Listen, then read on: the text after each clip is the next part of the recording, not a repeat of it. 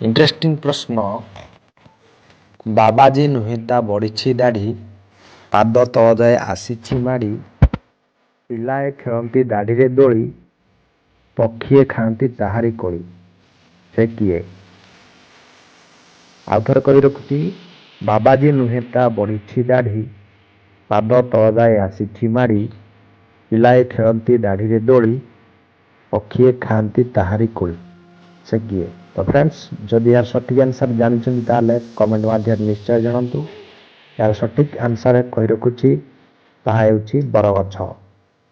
ବାବାଜୀ ନୁହେଁ ତା ବଢ଼ିଛି ଦାଢ଼ି, ଅର୍ଥାତ୍ ବରଗଛର ଓହଳ ତଳକୁ ବଢ଼ିଥାଏ।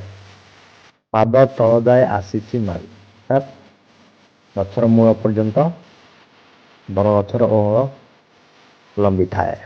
ପିଲାଏ ଖେଳନ୍ତି ଦାଢ଼ିରେ ଦୋଳି, ଅର୍ଥାତ୍ ବରଗଛର ଓହଳରେ ପିଲାମାନେ ଦୋଳି ଖେଳିଥାନ୍ତି। ପକ୍ଷିଏ ଖାଆନ୍ତି ତାହାରି କୋଳି, ଅର୍ଥାତ୍ ପକ୍ଷୀମାନେ ବରଗଛର କୋଳି ଖାଇଥାନ୍ତି।